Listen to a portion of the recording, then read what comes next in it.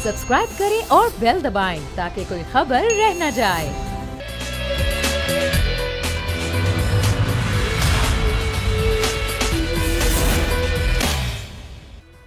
अस्सलामुअलैकुम नाज़रीन, प्रोग्राम में आपको खुश आमदेद कहेंगे। मैं हूं आपके साथ सहरिश जुहेब।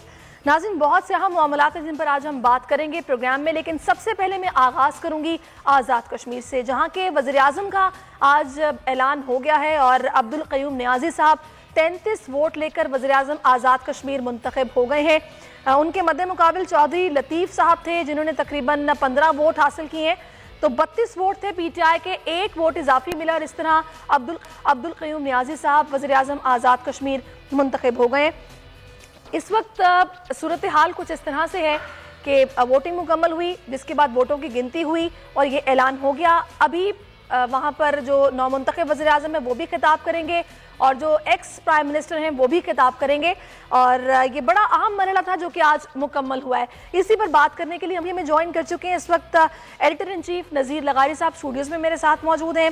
पीटीआई से मुसर्रत चीमा साहिबा हमें ज्वाइन कर चुकी हैं और नादिर गबोल पीपल्स पार्टी से इस वक्त हमारे साथ मौजूद हैं। सबसे पहले मैं लगारी साहब आपकी तरफ आती हूँ।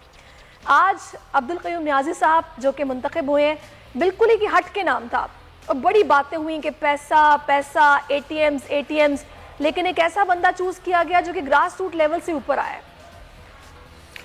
जी, ये जो आदत है जनाब इमरान खान साहब के हैरान कर देने की, हम सब लोग नाम ले रहे थे कि जी जहांगीर तरीन होंगे, जी शाह महमूद कुरैशी होंगे, जनाब जो है वो अलीम खान होंगे, फिर कह रहे थे कि नहीं जनाब मुस्लिम इकबाल होंगे, फिर वहाँ से अटक से एक नाम आया। वो सब नामों पर गौर करते, किसी के वहमो गुमान में भी नहीं था कि उस्मान बुज़दार होंगे। और इसी तरह से जो है वो चौधरी तनवीर इलियास होंगे, राजा अपना हमारे जो चौधरी बैरिस्टर सुल्तान महमूद होंगे, वो सब बैठे के रह गए। और यहाँ से जनाब अब्दुल क़य्यूम नियाज़ी साहब वज़ीर आज़म के तौर पर नामज़द हो चुके हैं। ये जो बहुत दिल में रख कर बात को बहुत मौके पर ऐलान करना, ये जनाब वज़ीर आज़म की एक अच्छी राजदारी की कोशिश है। किसी को भी मालूम नहीं होता है कि असल फ़ैसला कब होने वाला है, क्या होने वाला है। अच्छा, वो पहले मेरे ख्याल में जहन में रख लेते हैं। तो मजाकन तो लोग कहते रहे हैं, सोशल मीडिया भी चल रहा था कि जनाब नियाज़ी ने नियाज़ी को नामज़द कर दिया, लेकिन किसी ने कहा कि नहीं, ऐन है, ऐन आरिफ अलवी, ऐन उस्मान बुज़दार, ऐन इमरान खान, तो ऐन अब्दुल क़य्यूम, इस तरह से जो है नाम लिए जा रहे हैं और इस्तिखारा हो रहा है। लेकिन बहरहाल इमरान खान ने अपनी विज़डम से, अपनी सोच से, अपने फ़िक्र से, अपने अंदाज से जिस तरह फ़ैसले करते हैं वो फ़ैसला किया और जनाब अब्दुल क़य्यूम नियाज़ी साहब को वज़ीर आज़म नामज़द किया। वो मुंतखब हो गए और मुंतखब होते ही पहले ही दिन अपोजिशन का एक वोट भी ले उड़े हैं। अब वो देखते हैं कि और आगे क्या होता है, और ये भी पता करना पड़ेगा कि ये वोट किसका है। मुस्लिम कॉन्फ्रेंस से बताया जा रहा है कुछ। हाँ ठीक है, मुस्लिम कॉन्फ्रेंस का एक ही वोट है, वो तो उनको मिलना ही था ना। सही। चले नादिर साहब आपकी तरफ आती हूँ। आप लोग अभी बातें कर रहे थे कि भाई यहाँ पर पैसा चल रहा है, बड़ा पैसे का इस्तेमाल हो रहा है, आप लोगों ने धांधली की भी बड़ी बातें की। उसके बाद अब ये जो पैसा चलने की बातों की सारी नफी हो गई, एक काउंसलर भी वज़ीर आज़म बन सकता है, ये बताया गया है। तब्दीली आई है आज़ाद कश्मीर में, इसको अच्छा समझते हैं आप? देखिए क्या तब्दीली आई है। पहले 3 साल से हम एक नियाज़ी को भुगत रहे हैं, अभी दूसरे नियाज़ी को भी भुगतना पड़ेगा। इमरान खान साहब जब गए थे पिछले दिनों कश्मीर में और जलसा किया था, तो उनकी जो तकरीर है उसका क्लिप बड़ा वायरल हुआ था कि वो खुद हैरान हो गए कि भाई तेरा नियाज़ी कहाँ से आ गया कश्मीर में। तो उनको जब पता चला कि उनकी बरादरी का एक शख्स बैठा है, तो उन्होंने कहा इससे अच्छा और कौन शख्स हो सकता है जो फिर मेरी हर बात मानेगा और मेरे डायरेक्शन पे चलेगा। इमरान खान साहब की पुरानी आदत है, जहाँ पे भी उनको थोड़ा सा लगता है कि कोई चैलेंज करने वाला बंदा आ सकता है सामने, तो वो उसको पीछे कर देते हैं और ऐसे शख्स को सामने लाते हैं जो उनकी हर बात माने। जिस तरह बुज़दार साहब के लिए भी कोई और उनकी क्वालिफिकेशन नहीं थी, यही क्वालिफिकेशन थी कि वो हाथ बांध करके खामोश रह के और डिक्टेशन पे चलेंगे। उसी तरह ये जो नियाज़ी साहब है, क्योंकि ये इनका कोई इतना स्ट्रॉन्ग पर्सनैलिटी नहीं है इनकी, तो ये भी डिक्टेशन पे ही चलेंगे। बल्कि जो बाकी जो उम्मीदवार थे वज़ीर आज़म कश्मीर के लिए, उनको पीछे इसलिए किया गया है क्योंकि अलग अलग तबकों से उनके लिए लॉबिंग की जा रही थी। और इमरान खान साहब ने कहा कि अगर इस स्टेज पे मैं लॉबिंग کہ انڈر پریشر آ جاؤں تو پھر بعد میں پورے ٹینیور کے لیے مجھے پھر پریشرائز رکھیں گے اور میری کوئی بات نہیں مانے گا جو بھی میرا نمائندہ ہوگا. ایک منٹ میں آپ کو نادر صاحب ویری سوری میں آپ کو یہاں پہ روکوں گی, مسرت صاحبہ کی طرف جاؤں گی. مسرت صاحبہ یہ جو ایک بیانیہ ہے یہاں پہ جو کس طرح کا تاثر ہے کہ اسٹرانگ بندے کو اپنے ساتھ میں نہیں رکھوں گا, میں اس بندے کو اپنے ساتھ رکھوں گا جو میرا کہنا بھی مانے, میری ڈکٹیشن پر بھی چلے, یہ کس طرح کا تاثر ہے جو کہ دیا جا رہا ہے؟ ابھی آپ نے نادر صاحب کی بات سنی ہے. نہیں دیکھیں, تاثر تو یہاں پہ جو جس کے منہ میں آتا ہے وہ بول دیتا ہے. جیسے کہ ابھی لغاری بھائی نے کہا کہ سوشل میڈیا پہ چل رہا تھا کہ جی عین سے ہوتا ہے, تو عین سے تو عبدالعلیم خان بھی تھا. امپورٹنٹ چیز یہ ہے. دوسری بات یہ کہ کبھی استخارے کا نام دیا جاتا ہے, استخارہ کا مطلب پتہ ہے اللہ سے مشورہ, اور یہ تو ہم تمام مسلمانوں کو اپنے کوئی بھی ایسن قدم اٹھانے سے پہلے یہ کرنا چاہیے. اٹس ویری سمپل کہ آپ اللہ سے دعا کرو, دعا ہے, استخارہ دعا ہے کہ اللہ میں جو بھی فیصلہ لینے لگا ہوں اس میں میری ہیلپ کرنا, میرے سے بہتر فیصلہ کرانا. اگر وہ بہتر ہے تو مجھے اس کے قریب کر دے, اور اگر وہ ٹھیک نہیں ہے تو مجھے اسے دور کر دے. یہ ٹرانسلیشن ہے استخارہ کی جو نبی صلی اللہ علیہ وسلم نے دعا فرمائی. تو اس کو اس طرح سے مذاق کی نظر کرنا اور استخارہ ہو رہا ہے. کوئی بھی مسلمان نہیں, میں آپ کی بات تو کر ہی نہیں رہی ہوں لغاری صاحب. جو آپ کو پتہ ہی ہے کہ یہ جو سیاسی جماعتیں جو ادھم مچاتی ہیں, میں آپ کی بالکل بات نہیں. آپ نے جو پوائنٹ آؤٹ کی ہے بات, یعنی کہ سوشل میڈیا پہ چل رہا تھا. اب سب سے اہم بات یہ کہ اس طرح جو جس کے منہ میں آتا ہے وہ بولتا ہے. دیکھیں, پاکستان کی سیاست کو ہمیں ٹرانسلیٹ کرنے کی ضرورت ہے, ریفارمز کی ضرورت ہے. یہاں پہ یہ جو مافیاز یا جن کو ہم کہتے ہیں کہ انہوں نے اتنے بے دردی سے اس ملک کو لوٹا, چاہے وہ سندھ میں بیٹھے ہوئے حکمران یا جو لنڈن میں بیٹھے ہوئے حکمران, اور پھر اس ملک کے اندر ایک عام آدمی مڈل کلاس سے, لوور مڈل کلاس سے, گراس روٹ لیول کا پولیٹیکل اچھا ورکر یہ زندگی میں تصور بھی نہیں کر سکتا کہ وہ کسی اہم عہدے پہ آئے گا یا اس کو صرف ایم پی ایم این اے کی ٹکٹ ملے گی. تو اس سے اچھی اور کیا بات ہوگی کہ آج ہر انسان جو پالیٹکس میں ہے وہ اپنے آپ کو کوالیفائی کر سکتا ہے, وہ سمجھ سکتا ہے, وہ سوچ سکتا ہے کہ اگر وہ اچھا کام کر کے آگے آئے گا تو وہ کسی بڑی سے بڑی عہدے کے لیے نامینیٹ ہو سکتا ہے. اب اگلی بات کہ انہوں نے جو ایل او سی کے قریب کا, اگر لغاری صاحب بہت اچھے سے جانتے ہوں گے کہ جو بڑی ٹف کنسٹیچوئنسی تھی جہاں سے عبدالقیوم صاحب نے الیکشن لڑا, پھر جی اب سب سے جو اہم چیز ہے وہ یہ ہے کہ یاد رکھیں کہ جو زمین سے جڑے ہوئے لوگ آتے ہیں, جو نیچے سے اوپر آتے ہیں, سٹرگل کے تھرو آتے ہیں, پورے پولیٹیکل پروسیس کے تحت آتے ہیں, ایک تو وہ اچھے ڈیموکریٹس بھی ہوتے ہیں, دوسرا یہ کہ ان کو زمینی حقائق کا بھی پتہ ہوتا ہے, تیسرا یہ کہ پھر یہ پارٹی لیڈر کا ہی پروریگیٹو ہے کہ وہ ٹکٹ جس کو مرضی دے. تو تینوں چیزوں کے اوپر اگر ہم دیکھیں تو یہ تو خوشائند بات ہے. یہ تو ہر طبقہ جو چاہتا ہے کہ ایک خاص طبقے سے ہٹ کے, بالکل ایک ہٹ کے نام تھا مثلاً کہ اگر وہ کسی پیسے والے, دیکھیں میں صرف ایک بات کر لوں کہ ان کی جو بات ہے پھر وہاں پہ کیوں نہیں اپلائی کر رہی. سیرش میں صرف ایک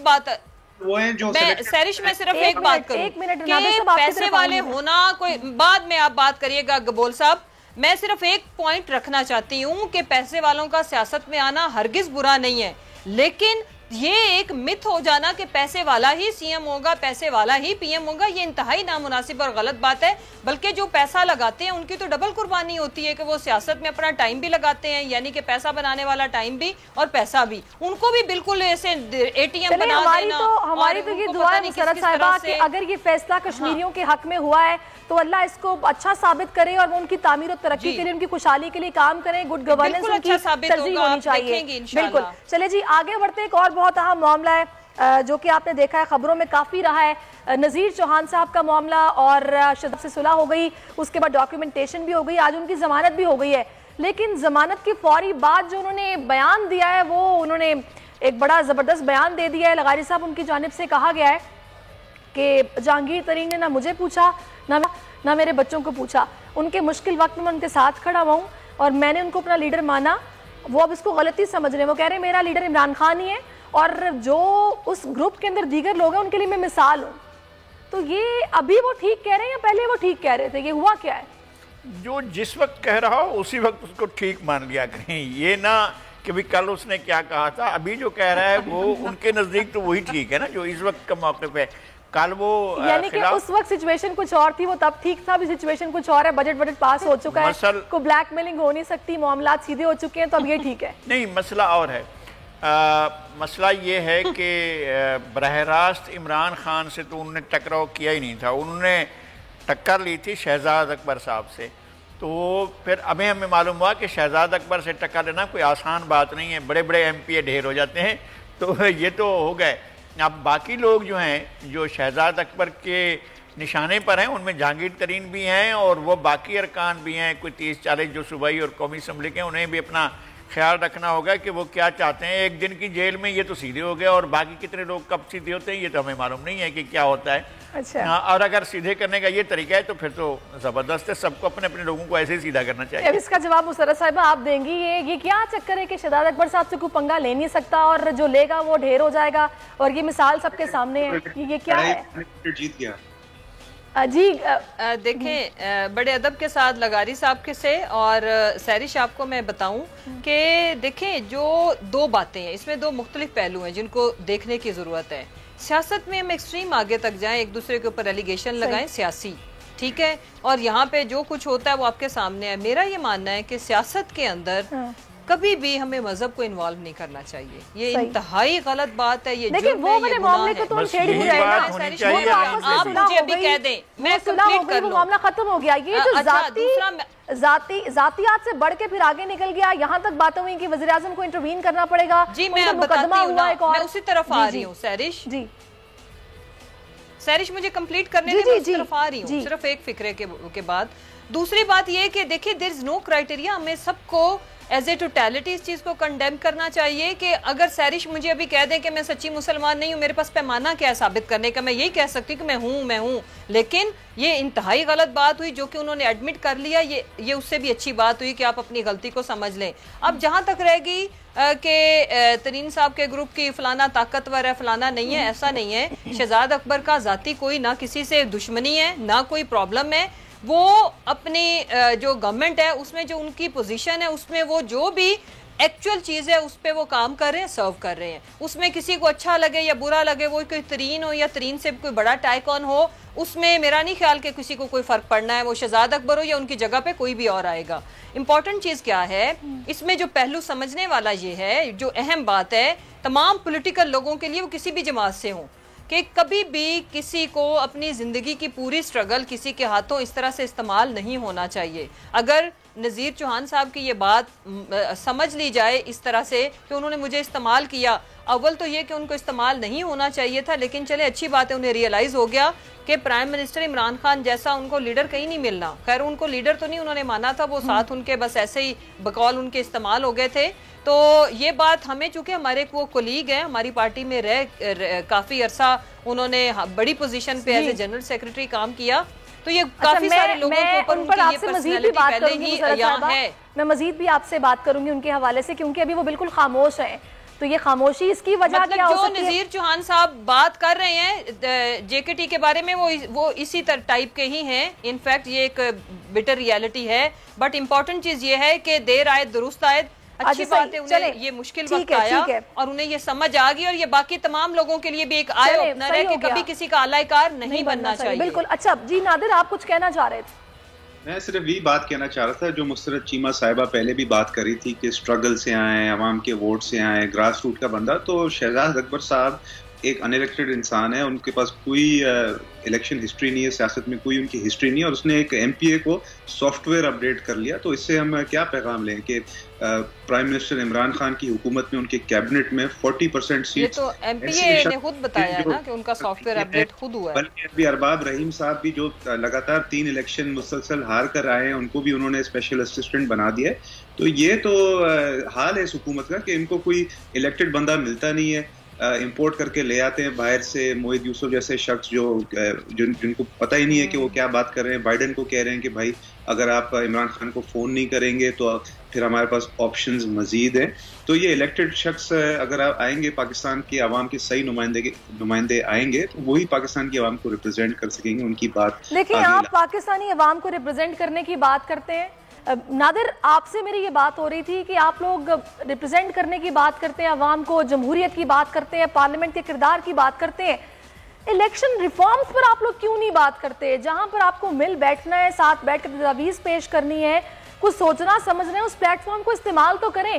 بار بار یہی گلہ سامنے آ رہا ہے کہ آپ نہ سنتے ہیں نہ کرنے دیتے ہیں۔ نہیں دیکھیں، یہ بالکل غلط الزام ہے. بلاول بھٹو زرداری صاحب کی جو پہلی اسپیچ تھی اسمبلی کے اندر جب 2018 میں نئی گورنمنٹ فارم ہوئی تھی، اسمبلی فارم ہوا تھا، تو بلاول بھٹو زرداری صاحب نے کہا تھا کہ حالانکہ ہم کہہ رہے ہیں کہ عمران خان ایک سلیکٹڈ پرائم منسٹر ہے، مگر پھر بھی پاکستان کے حق میں بہتری کے لیے ہم عمران خان صاحب کے ساتھ چلنے کو تیار ہیں. مگر اس کے بعد ہسٹری گواہ اس بات کی کہ 3 سال انہوں نے کس طرح کا ایٹیٹیوڈ رکھا ہے اسمبلی کے اندر، کس طرح سیاسی انتقام لیا گیا ہے آصف زرداری کے ساتھ، شہباز شریف صاحب کے ساتھ. جو یہ نذیر چوہان کے ساتھ کیا ہے وہی چیزیں اپوزیشن کے رہنماؤں کے ساتھ بھی کی ہے کہ اسٹیٹ انسٹیٹیوشن چاہے ایف آئی اے ہو، چاہے نیب ہو، چاہے دیگر ادارے ہو، ان کو یوز کیا گیا ہے ہمارے کو وکٹمائز کرنے کے لیے، ٹارچر کرنے کے لیے. ہم تو چاہ رہے تھے کہ ان کے ساتھ بیٹھ کر اس طرح کے الیکٹورل ریفارمز لائیں تاکہ اگلے جو مزید الیکشنز ہونے جا رہے ہیں وہ صاف شفاف ہوں اور کوئی ان کو کوشچن مارک نہیں کریں. پر انہوں نے باتیں ایسی عجیب کی ہیں کہ جی ہم کمپیوٹر کے ذریعے ہم الیکشن کرائیں گے، الیکٹرانک الیکشن کرائیں گے. اگر پیپر بیلٹ کو یہ چوری کر سکتے ہیں، جیسے لیاری میں 3 دن ڈبہ غائب تھا اور بلاول بھٹو زرداری صاحب کے خلاف رزلٹ نکالا، تو سافٹ ویئر اپڈیٹ کرنے میں کتنا ٹائم لگتا ہے. وہ الیکٹرانک الیکشن کروائیں گے اس میں صرف بلہ ہی بلہ نظر آئے گا، باقی جتنے بھی. اچھا، میں آپ کو یہاں پر روکوں گی نادر. لغاری صاحب میں آپ کی طرف آؤں گی. وہ تو یہ بول رہے ہیں شبلی فراز صاحب کے مشینیں تیار ہیں، اس میں ٹیمپرنگ ہو ہی نہیں سکتی، وہ پورے کانفیڈنس کے ساتھ بول رہے ہیں، تو پھر اس میں قباحت کیا ہے؟ یہ جو نادر آرگیومنٹ دے رہے ہیں کہ آپ اس کو قبول کرتے ہیں؟ میرے خیال میں ہمیں اپنے طور پر بات کرنے کی بجائے ہاؤس میں، پارلیمنٹ میں ایسے لوگ موجود ہیں جو ایکسپرٹس ہیں، آئی ٹی کے ایکسپرٹس ہیں، جو جدید ٹیکنالوجی کے ایکسپرٹس ہیں، ان کو اس کا جائزہ لینا چاہیے. پی ایم ایل این میں جو ایک افنان اللہ صاحب ہیں، مشاہد اللہ کے بیٹے، وہ آئی ٹی کے ایک بڑے ایکسپرٹ ہیں، وہ بات کریں. پیپلز پارٹی میں بہت سے لوگ ہیں جو آئی ٹی کے ایکسپرٹس ہیں، خود پی ٹی آئی میں بڑے لوگ ہیں جو اس طرح کے معاملات کے وہ خود جائزہ لیں کہ بھئی اس کے اندر ریگنگ ہو سکتی ہے، ٹیمپرنگ ہو سکتی ہے، اور اگر ہو سکتی ہے تو پھر اس طریقے پر نہیں جانا چاہیے. دنیا میں کہا یہ جاتا ہے کہ دنیا میں یہ تجربہ جو ہے وہ کامیاب نہیں رہا ہے کہ آپ آئی ووٹنگ کے ذریعے انتخاب کریں، چونکہ الیکٹرانک ووٹنگ جو ہے اس سے اس بات کا احتمال ہوتا ہے کہ ووٹ جو ہے اس کی حیثیت بدل دی. بڑی معذرت. آگے بڑھتے ہیں، پروگرام کے دوسرے حصے میں ہم جائیں گے، لیکن ہمیں بریک لینا پڑے گی. بریک کے بعد واپس آئیں گے، آپ ہمارے ساتھ رہیے.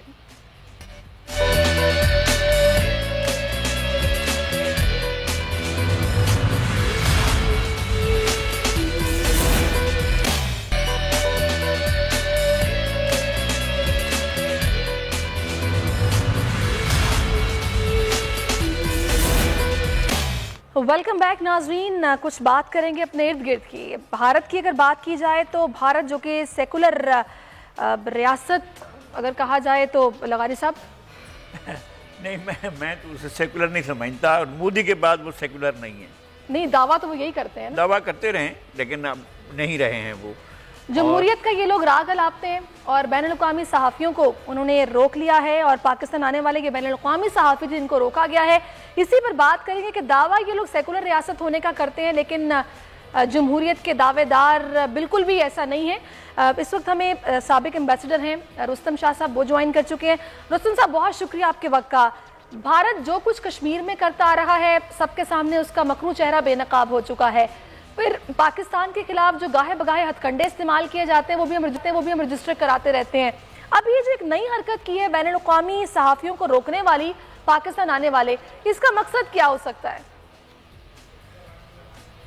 دیکھیے، وہ مودی سرکار جب سے آئی ہے انہوں نے ہندوستان کے جو کانسٹیٹیوشن کے جو سیکولر فاؤنڈیشن ہیں، جن کے سیکولر بنیاد ہے، جس کی بنیاد گاندھی اور نہرو نے رکھی تھی، اور جس کی بنیاد پہ سارا ہندوستانی معاشرہ چل رہا ہے، ساری ہندوستانی سیاست اور گورننس سسٹم چل رہے ہیں، ان فاؤنڈیشن کو، ان بنیادوں کو انہوں نے ہلا کر رکھ دیا ہے اور ان کو کمزور کر دیا ہے. اور یہ وقت بتائے گا کہ کب اور کس وقت کیسے وہاں سے ایسی آوازیں نکلیں گی کہ جو کہ ہندوستان کی یونٹی پہ اثر انداز ہوں گی، وہاں پہ آزادی کے مطالبے بھی ہوں گے، وہاں پہ اٹانومی کے مطالبے بھی ہوں گے. اور یہ سب کچھ اسی وجہ سے ہو رہا ہے، جس میں نے عرض کیا کہ جو سیکولر فاؤنڈیشن ہیں ان کو اب آہستہ آہستہ سسٹمیٹکلی کمزور کیا جا رہا ہے. اور یہ پاکستان کے بارے میں تو یہ ہے کہ وہ نہیں چاہتے کہ ان جرنلسٹ کا جو بھی ہوں ان کو ایکسپوجر ملے پاکستان کی طرف سے، اور جو بیانیے دنیا ہے ہندوستان کا، اسی پہ وہ عمل کریں، اسی کو وہ صحیح سمجھیں، اسی کو حرف آخر سمجھیں اور اس سے باہر نہ جائیں۔ لیکن یہ آج کل 21ویں صدی کے اس دور میں یہ بات ناممکن ہے، تو پہنچ جاتی ہے۔ آج کل اتنے زیادہ ذرائع ہیں کہ یہ تو اپنے کیس کو کمزور کرنے والی بات ہے۔ یہ تو اس بات کا دیکھیے صحافیوں کا یہ فرض ہے، یہ ان کی ڈیوٹی ہے کہ وہ حقائق عوام تک پہنچائیں اور اصل چہرہ جو ہے وہ کسی بھی ملک کا وہ دنیا کو دکھایا جائے۔ جہاں پر ان کو یہ لگتا ہے کہ ان کا مکروہ چہرہ بے نقاب ہوگا، وہ ہر وہ ہتھکنڈا استعمال کریں گے جو وہ کر سکتے ہیں تاکہ روکا جائے جو وہ لوگ کر رہے ہیں، وہ حقائق دنیا تک نہ جائیں۔ ابھی یہاں سے پاکستان سے سانگڑ سے ایک فیملی گئی، وہاں پر پولیس والے ان کو تنگ کر رہے ہیں، ان کی واپسی کو انہوں نے مشکل بنا دیا کہ وہ واپس نہیں آ پا رہے۔ یہ کیا رویہ ہے کہ اب وہ فیملی پاکستان سے یہ اپیل کر رہی ہے کہ ہماری محفوظ طریقے سے واپسی کے لیے کچھ کیا جائے؟ تو مجھے یہ بتائے گا رستم شاہ صاحب، یہ جو اونچی حرکتیں ہیں ان کی وجہ کیا ہے، اس کے پیچھے مقصد کیا ہے؟ یعنی کہ یہ تو کسی طور کسی کو بخش نہیں رہے۔ دیکھیے وہ یہ سمجھتے ہیں، مودی سرکار تو یہ سمجھتی ہے کہ کشمیر میں جو کچھ ہو رہا ہے اس کے پیچھے پاکستان کا ہاتھ ہے، حالانکہ بات اس کے برعکس ہے۔ وہاں پہ جو ریوولٹ ہے، جو بغاوت ہے، وہ انڈیجنس ہے۔ پہلے ہو سکتا ہے کہ پاکستان کی طرف سے آج سے 30 سال پہلے ان کو کچھ سپورٹ وغیرہ ملتی ہو، مورل یا پولیٹیکل وغیرہ، لیکن اب ان کو اس کی ضرورت نہیں ہے کیونکہ اپنے پیروں پہ وہ کھڑے ہو گئے ہیں اور یہ ریزسٹنس اب تک جاری رہے گی۔ اور ہندوستان اس کو تسلیم کر چکا ہے کہ وہاں 5 سے 6 لاکھ تک ان کی فوج وہاں پہ ایک چھوٹے سے ایریا میں، جو کہ دنیا کے جو سب سے زیادہ ملٹرائزڈ ایریا ہیں ان میں وہ شامل ہیں۔ تو مودی سرکار کو یہی ڈر ہے کہ پاکستان جو ہے وہ کشمیریوں کے بیک پر ہے اور کشمیر ان کے لیے ایک مہمہ بنا ہوا ہے جو سلجھانے میں ان کو سمجھ نہیں آتی کہ وہ کیسے سلجھائیں۔ تو وقتاً فوقتاً وہ یہ وار کرتے رہیں گے۔ اور ڈپلومیسی ہماری اس وقت بالکل اسٹینڈ اسٹل پہ ہے، ہائی کمشنر نہیں ہے، نہ ہندوستان کا یہیں پر ہے نہ پاکستان کا وہاں پر ہے، تو یہ بھی ایک بڑا سیٹ بیک ہے۔ دو بڑے ملک اور اتنی بڑی آبادی، 1/5 جو ہیومینٹی ہے وہ یہاں پہ رہتی ہے، لیکن ان کے درمیان کوئی تعلقات نہیں ہے، کوئی چینلز نہیں ہے۔ افسوس کی بات ہے۔ بالکل رستم صاحب، آپ میرے ساتھ رہیے گا، بڑی افسوس کی بات ہے۔ اور دوسرا، سیکولر ریاست کا دعوے دار بالکل یہ تو کہلانے کے بھی لائق نہیں ہے، اور بات یہ جمہوریت کی کرتے ہیں۔ اس ساری سچویشن میں ہم لوگ اکثر یہ گلہ سنتے ہیں جب ہمارے یہاں سے یہ بات ہوتی ہے کہ بھی آپ کشمیر کی جو پہلے والی حیثیت ہے اس کو بحال کر دیں، آپ سے بات چیت ہو جائے گی۔ ایک سکول آف تھاٹ ایسا بھی ہے جو کہتا ہے بات چیت ہونی ہی نہیں چاہیے۔ آپ کا کیا خیال ہے اس طرح کی اوچھی حرکتوں کے بعد، ان ہتھکنڈوں کے بعد، کیا بات چیت ہونی چاہیے؟ بات یہ ہے کہ ہمارے پڑوسی ہونے کے باوجود انہوں نے کسی بھی پڑوسی ہونے کا ثبوت، کسی بھی طرح سے ثبوت نہیں دیا۔ ہم نے ایک راستہ کھولا، وہاں پر آنے جانے کی آزادی ہے، پاسپورٹ ان کا وہیں پر روک کر پھر لوگوں کو اندر لے آتے ہیں۔ کرتارپور میں لوگوں کی آزادانہ آمد رفت رہتی ہے، لیکن یہ تو کوئی بات ہی نہ ہوئی نا کہ آپ دونوں ملکوں کے اندر، اور انڈیا نے اس کا آغاز کیا، ڈپلومیٹک جو ایک آپشن ہے وہ ختم کر دیا گیا ہے، اور وہاں پر اس طرح کی صورتحال نہیں ہے۔ دونوں ملکوں میں آمد رفت نہیں ہے، دونوں ملکوں کے درمیان ٹریڈ نہیں ہے، دونوں ملکوں کے لوگ ایک دوسرے کے ملک میں نہیں آ جا سکتے ہیں۔ اور انڈیا اپنے صحافیوں کو، میں کہتا ہوں کہ ہم 100 صحافی جانے کو تیار ہوں گے اگر انڈیا الاؤ کرے، ہمیں پاکستان نہیں روکے گا، انڈیا الاؤ کرے تو ہم جا کر انڈیا کو دیکھ آئیں گے اور انڈیا کی بات بھی کریں گے کہ وہاں پر کیا ہو رہا ہے، ہم ریالٹی بتائیں گے، جو کچھ بھی ریالٹی ہوگی۔ اور اسی طرح سے اگر وہاں سے صحافی ہمارے دوست آ رہے ہیں تو ان کو آنے میں کیا مسئلہ ہے؟ بھائی آپ کو پتہ ہے کہ کراچی پریس کلب اور بمبئی پریس کلب ایک دوسرے کے ساتھ رابطوں میں رہے ہیں، کلکتہ پریس کلب اور کراچی پریس کلب ایک دوسرے کے ساتھ رابطوں میں رہے ہیں، پریس کلب کا کلب کے ساتھ رابطہ۔ یہ تو سارے نیو یارک کے ٹائمز جو وہاں پر ہے، رائٹرز ہے، دی اکانومسٹ ہے، اس کے نمائندے ہیں جو کہ دہلی میں مقیم ہیں، اور ان کو یہ کہہ رہے ہیں کہ پاکستان نہیں آنا، انہوں نے یہاں پر کشمیر آنا تھا اور یہاں دورہ کرنا تھا کشمیر کا، آزاد کشمیر اسمبلی کا دورہ ان کا شیڈیول تھا، لیکن انہوں نے ان کو نہیں آنے دے رہے ہیں۔ اور یہاں پر اب وہ شروع ہو رہا ہے کشمیر کا، ہمارا جو کرکٹ کا ایونٹ ہے، بڑا ایونٹ شروع ہو رہا ہے، اس کو وہ لوگ ضرور دیکھنا چاہیں گے، اور انڈیا کے لوگ بھی اس کو دیکھنا چاہیں گے۔ کیا کریں گے؟ اب وہ سارا جو سسٹم ہے، کیبل سسٹم، اس کو ختم کر دیں گے اور لوگ نہیں دیکھ پائیں گے کشمیر میں۔ تو بڑا ایونٹ، اور انہوں نے کوشش کی، انتہائی کوشش کی کہ یہ ایونٹ نہ ہو، اور جو مظفر آباد میں ہو رہا ہے ایونٹ کرکٹ کا، تو دنیا ساری دیکھے گی۔ میرے خیال میں جس طرح سے پی سی ایل کو دیکھا جاتا رہا ہے، اس سے زیادہ اس کے ساتھ اپنے جوش و جذبے کے ساتھ کشمیر کے یہ ایونٹ جو ہے کرکٹ کا وہ دیکھا جائے گا، لیکن انڈیا اس کو الاؤ کرنے کو تیار ہے۔ انہوں نے لغاری صاحب خط لکھا اور کوشش پوری کی ہے کہ اپنا کردار ادا کریں، لیکن وہی بات ہے نا کہ وہاں کی بھی انہیں منہ کی کھانا پڑی ہے۔ آگے بڑھتے ہیں، کچھ اپنے دوسرے ہمسائے کی بات بھی اب کر لیتے ہیں۔ اگر افغانستان کی جائے تو وہاں پر صورتحال کافی تشویشناک ہے اور طالبان بہت تیزی کے ساتھ وہاں پر مختلف اضلاع میں اپنا قبضہ جماتے جا رہے ہیں۔ ٹی وی اسٹیشن پر انہوں نے حملہ کر لیا ہے، قبضہ کر لیا ہے۔ رستم شاہ صاحب، ہمارا مقصد یہ ہے کہ ہم جو بھی کردار ادا کر سکیں وہ کریں اور وہاں پر حالات جو ہیں وہ کشیدہ جو بھی نظر آ رہے ہیں صورتحال بہتر ہو جائے، کیونکہ اگر پرامن افغانستان ہوگا تو پاکستان میں بھی امن ہوگا۔ اس وقت ہمیں کس امر کی ضرورت ہے؟ ایک تو ہمیں سرحدوں پر کڑی نظر رکھنا ہے، اس کے علاوہ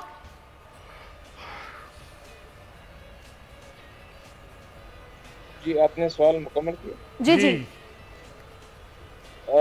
دیکھیے اس وقت صورتحال تشویشناک ہے، لیکن پچھلے 2 دنوں سے جو وہاں پہ اطلاعات آ رہی ہیں، جو ڈیولپمنٹس ہو رہی ہیں، وہ طالبان کے لیے بھی بہت تشویشناک ہیں، کیونکہ ہرات میں لوگ اٹھ کھڑے ہوئے ہیں اور وہ ڈیفائی کر رہے ہیں، وہ اپنا ڈیفائنس شو کر رہے ہیں اور وہ یہ کہتے ہیں کہ طالبان کو یہاں پہ انٹرونشن کی کوئی ضرورت نہیں ہے، ہم کو یہاں آنے نہیں دیں گے اور ہم اپنی سیکیورٹی فورسز کے ساتھ کھڑے ہوں گے۔ اسی طرح کل جب کابل میں دھماکے ہوئے تو اس کے بعد کابل میں لوگ چھتوں پر چڑھ گئے اور انہوں نے اللہ اکبر کے نعرے لگانے شروع کیے، اور انہوں نے بھی یہی کہا کہ ہم اپنے کیپٹل کو میدان کارزار بننے نہیں دیں گے اور طالبان کو چاہیے کہ یہ حملے بند کر دیں۔ آج چونکہ ٹریڈیشنلی ایک طالبان کے زیر اثر زیادہ نہیں رہا ہے، اگرچہ طالبان کا قبضہ وہاں تھا، لیکن وہاں پہ پشتو بولنے والے کم ہیں اور فارسی بولنے والے زیادہ ہیں، اور ان کا کلچر بھی ایران کے کلچر کے ساتھ زیادہ مطابقت رکھتا ہے۔ اس لیے بعض سمجھتے ہیں کہ طالبان کو ہرات پہ اس وقت حملہ نہیں کرنا چاہیے تھا جب تک وہ قندھار میں اور ہلمند میں اپنے آپ کو اسٹیبلائز نہ کرتے۔ رستم صاحب، یہ جو حالات ہیں اس کے پیش نظر ہماری حکمت عملی کیا ہونی چاہیے؟ کیا ہم کوئی کردار ادا کر سکتے ہیں کہ طالبان اور افغان حکومت کچھ مل بیٹھے یا بیٹھ کے کوئی بات چیت ہو سکے؟ میرے خیال میں پاکستان کے کردار کا وقت اب گزر چکا ہے، کیونکہ نہیں طالبان پاکستان پہ پورا اعتماد کرتے ہیں اور نہیں اشرف غنی کی حکومت پاکستان پہ اعتماد کرتی ہے۔ جن پہ اعتماد کیا جاتا ہے وہ چین ہے، ایران کے بارے میں بھی وہاں خدشات ہیں، امریکہ کے بارے میں تو بہت زیادہ ہاسٹیلٹی ہے۔ چین ایک ایسا ملک ہے جن کی میڈیشن پہ وہاں اعتماد کیا جا سکتا ہے، کیونکہ چین کے خلاف کوئی بھی نہیں ہے، سب ان کو اپنا دوست سمجھتے ہیں۔ چین کی وہاں پہ بہت زیادہ انویسٹمنٹ بھی ہے اور چین کے بڑے سٹیکس بھی ہیں کاپر مائننگ میں اور وہاں پہ آئل اینڈ گیس میں۔ اس کے بعد ان کا جو سی پیک ہے وہ بھی اس وقت کامیاب ہوگا جب افغانستان میں امن آئے گا، تو چین مستقبل کے حوالے سے ایک بہت ہی کلیدی کردار یہاں ادا کرے گا۔ اس وقت بھی اگر چین کوئی میڈیشن ایفرٹ لانچ کرے جس کے ساتھ ٹرکی بھی شامل ہو جائے تو میں سمجھتا ہوں کہ اس کے چانسز اب بھی موجود ہیں کہ کوئی درمیانی رستہ تلاش کیا جا سکے۔ صحیح۔ اچھا لغاری صاحب، ایک اور اہم معاملہ اسی ساری صورتحال سے جڑا ہوا ہے۔ افغانستان کے معاملے پر ہی وزیر اعظم پاکستان یہ چاہ رہے تھے کہ صدر جو بائیڈن ان سے بات کریں، لیکن ان کی بات چیت نہیں ہو پائی ہے، اور معید یوسف نے یہی معاملہ امریکی حکام کے سامنے اٹھایا بھی ہے، جس پر کافی اپوزیشن آڑے ہاتھوں لے رہی ہے۔ بحسن اقبال صاحب یہاں تک بول رہے ہیں کہ ایک فون کال کا سوال ہے بابا، ایسی باتیں بھی وہ کر رہے ہیں۔ تو یہ معاملہ اس کو آپ کس طرح سے دیکھ رہے ہیں؟ کیونکہ انہوں نے یہ بھی کہہ دیا کہ ہمارے پاس آپشنز ہیں معید یوسف صاحب نے۔ نہیں، بات یہ ہے کہ ہمارے جو سیکورٹی ایڈوائزر ہیں ان کو ایسی بات کرنے کی کیا ضرورت تھی؟ مطلب یہ کہ ہم درخواست کر کے جو ہے وہ، اور اوپن یعنی میڈیا کے تھرو درخواست کر کے ہم جو بائیڈن کو کہیں گے کہ جناب ہمارے وزیر اعظم سے ملاقات کیجئے یا ان کو ایک ٹیلی فونی کار کر دیجئے، یعنی اس طرح کی بات ہمیں کرنی نہیں چاہیے تھی۔ اور اگر ہمارا رول ہے تو ہم اپنا رول ادا کر رہے ہیں۔ کیا پاکستان نے رول ادا نہیں کیا؟ کیا پاکستان نے طالبان کو اس بات پر آمادہ نہیں کیا کہ جائیں اور دوحہ میں جا کر ٹیبل پر بیٹھیں؟ اور اس میں یقیناً یہی تھا، اور یہ جو ٹیبل پر جا کر بیٹھے ہیں، جو مذاکرات کو لیڈ کرتے رہتے ہیں، وہ یہاں پر تھے، ہمارے یہاں گرفتار ہوئے تھے، باقاعدہ پھر رہائی ہوئی، پھر ان کو افغانستان بھیجا گیا۔ عبدالغنی برادر جو ہیں وہ وہاں پر گئے اور انہوں نے وہاں پر پورا لیڈ کیا اس کو، مذاکرات کو۔ تو اگر ہم نے کسی کے لیے نیکی کا کام کیا ہے تو یہ نہیں ہے کہ آپ جو بھی کام کرتے جائیں اپنے انٹرسٹ کو چھوڑ کر دوسروں کے انٹرسٹ کے لیے کریں. ہم انٹرنیشنل برادری کے خدمت گزار ہیں, ہمیں کہا جائے گا کہ جناب افغانستان کی جنگ میں کود پڑو, ہم کود پڑیں گے, کہیں گے پیچھے ہٹ جاؤ, پیچھے ہٹ جائیں گے, پھر کہیں گے کود پڑو, پھر کود پڑیں گے, پھر کہیں گے اپنے ملک کے اندر جو ہے وہ لوگوں کی مار پیٹ کرو. یہ کوئی طریقہ کار نہیں ہے. آپ پالیسی بنائیں اور پالیسی پر قائم رہیں. کوئی آپ سے بات کرتا ہے تو, کوئی آپ سے بات نہیں کرتا ہے تو دنیا کو دکھانے کی کوئی ضرورت نہیں ہے اس طرح کی کہ جناب آپ پیغامات بھیجیں, چلو ایک ٹیلی فون کال ہی کر دیجئے. یہ بات صبح کی ہوتی ہے, قوم کی, ایک شخصیت کی نہیں, ایک فرد کی نہیں. پوری قوم جو ہے وہ اس طرح سے اپنے وقار کے منافی سمجھتی ہے کہ اگر اس طرح سے اگر یہ بات انہوں نے کیا, چونکہ میڈیا میں آئی ہے, چونکہ وہاں پر فائنینشیل ٹائم نے اس کی خبر لگائی ہے اور میڈیا نے بھی خبر لگائی کہ اگر اس طرح کی بات ہے تو اس بات کو ہمیں نہیں سمجھنا چاہیے کہ یہ کچھ ٹھیک بات ہوئی ہے. اچھا, اب میں رستم صاحب آپ کی طرف آتی ہوں. امریکہ اس وقت یہ چاہتا ہے کہ افغانستان سے امریکی فوج کے انخلا کے موقع پر پاکستان طالبان کو پورے افغانستان پر قبضہ کرنے سے روکنے میں مدد دے. اس صورتحال میں پاکستان کیا اس پہلو کو دیکھتے ہوئے کوئی مدد کر سکتا ہے؟ اور دوسرا یہ کہ وہ تو یہ امریکی فوج کے اتنے جلدی میں انخلا کو بحران کی وجہ قرار دے رہے ہیں, تو آپ وجہ کیا سمجھتے ہیں؟ امریکہ کو اتنی جلد بازی کیوں کرنا پڑی؟ اور دوسرا پاکستان اب کیا کردار ادا کر سکتا ہے؟ دیکھیے, پہلے میں یہ عرض کرنا چاہتا ہوں کہ یہ جو کہ ٹیلی فون نہیں کیا, یہ اس قوم کی شان شان بات نہیں ہے کہ 22 کروڑ 34 کروڑ کی قوم بات کی محتاج ہو کہ وہ ایک پریزیڈنٹ کے ٹیلی فون نہ کرنے پہ ساری قوم جو ہے اس میں پریشانی پیدا ہو. یہ بہت پریشانی کی بات ہے, بہت ہزیمت کی بات ہے, یہ ایک شرمناک بات ہے. اس کو کسی فورم پہ اٹھانا نہیں چاہیے تھا. ٹیلی فون یا کرے یا وہ نہیں کرے, اس سے پاکستان کی ڈیسٹینی بدل نہیں جاتی. اگر واشنگٹن میں کوئی ایسی بات ہوئی ہے تو یہ انتہائی تشویشناک بات ہے. ایسی باتوں کو پبلسائز کر کے امریکہ کو تاثر دینا, یہ میرے خیال میں یہ صحیح نہیں ہے. اس کی مذمت کرنی چاہیے. جہاں تک پاکستان کی ہیلپ کی بات ہے, پاکستان نے جو کردار ادا کرنا تھا وہ پاکستان نے ادا کر دیا ہے. اب معاملہ وہاں پہ جنگ چل رہی ہے, مذاکرات جو ہیں وہ اسٹیل میٹڈ ہیں. دو راستے ہیں, یا تو ایک ٹرانزیشن حکومت بنائی جائے, اس کو گرینڈ اسمبلی بناتی ہے. افغانستان کی 300 سالہ تاریخ میں یہی ہے, ایک گرینڈ اسمبلی کا اجلاس بلا کے جس میں سب کے سب لوگ شامل ہوں, وہ ایک ٹرانزیشن حکومت بنائے, طالبان بھی شامل ہوں, باقی دڑے بھی شامل ہوں. اور یا پھر اسی طرح یہ پرولانگ اسٹیل میٹ ہوگا لیکن اس کی زد میں سویلن آئیں گے, بہت زیادہ تباہی ہوگی. تو یہ دو راستے ہیں. جہاں تک اس بات کا تعلق ہے کہ امریکہ جلدی میں امریکہ نہیں نکل رہا, پچھلے 1.25 سال سے وہ نکل رہا ہے. 2001 500 فوجیں مہینے کی. بہت شکریہ, آپ نے بالکل وجہ فرمایا. لغاری صاحب آپ کا بھی بہت شکریہ. ناظرین, پروگرام کے اختتام پر میں کرونا وائرس کے حوالے سے کچھ بات کرنا چاہوں گی. ڈاکٹر عطاء الرحمان ہمیں جوائن کر چکے ہیں. ڈاکٹر عطاء, بہت شکریہ آپ کے وقت کا. یہاں پر ایک بہت اہم معاملہ, کیونکہ آپ ٹاسک فورس میں بھی ہیں, جو اس پر میں آپ سے بات کرنا چاہوں گی کہ ناظم آباد کا ایک مزدور ہے یاسین, جس کے لیے کافی مشکل پیدا ہوئی ہے. اس نے اپنا شناختی کارڈ نمبر جو کہ 1166 پر سینڈ کیا, جس پر اس کو یہ میسج ملا کہ آپ ایک نہیں 2 ڈوز لگوا چکے ہیں. یہ سسٹم میں کوئی خرابی یا پھر یہ کچھ مس مینج ہوا ہے؟ اگر لوگوں کو اس طرح کے میسیجز ریسیو ہونا شروع ہو جائیں گے تو یہ تو ان کے لیے کافی پریشانی کی بات ہے کہ وہ ڈوز لگوائی بھی نہیں اور ان کو میسج مل گیا کہ آپ نے ایک نہیں 2 ڈوزز لگوا لی ہیں. جی, میرے خیال سے کوئی نمبر ڈالنے میں غلطی ہو گئی ہوگی. انہوں نے اس میں آپ کو جو آئیڈینٹی کارڈ نمبر ڈالنا ہوتا ہے اس میں اگر ذرا سی بھی غلطی ہو جائے تو اور کسی اور کا آئیڈینٹی کارڈ کا آ گیا, ورنہ نادا کے ڈیٹا بیس میں تو ہر چیز ویری کلیئر ہے. تو یہ ایسا ہوتا نہیں ہے کبھی, یہ پہلی دفعہ میں سن رہا ہوں. تو ان کو صحیح اگر وہ احتیاط سے ڈالیں نمبر تو یہ اس طرح کی میسج نہیں ملے گی. صحیح. اچھا, دوسرا سب سے امپورٹنٹ میٹر جو ہے اس میں ویکسین کے حوالے سے کافی جو چیزیں وہ سامنے آ رہی ہیں کہ وہ مل نہیں رہی, نایاب ہو گئی ہے. لوگوں کا جمع غفیر ہے, لیکن 6-7 گھنٹے بعد ایک ڈوز مل رہا ہے. لوگ پریشان ہیں. تو یہ ویکسین کب تک ارینج ہوگی, کون ارینج کرے گا؟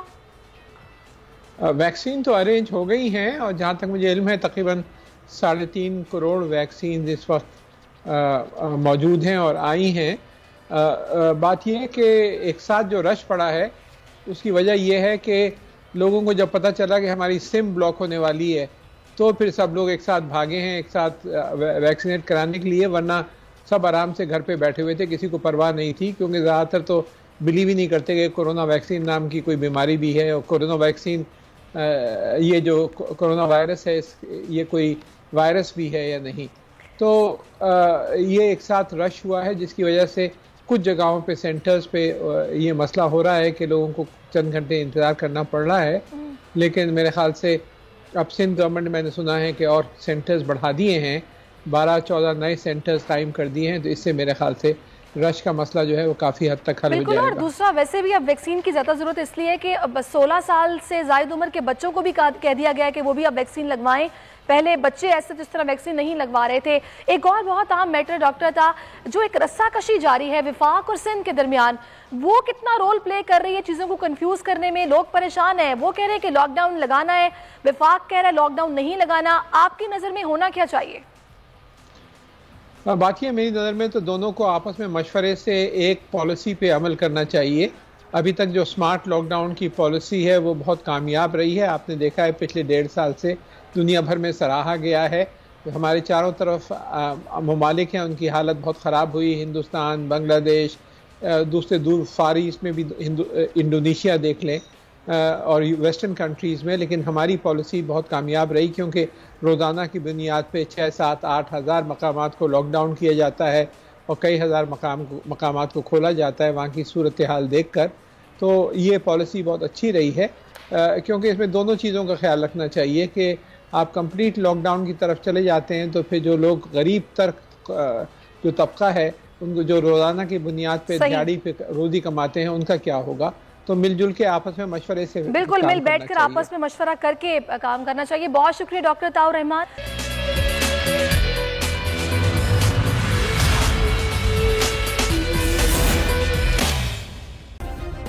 सब्सक्राइब करें और बेल दबाएं ताकि कोई खबर रह न जाए।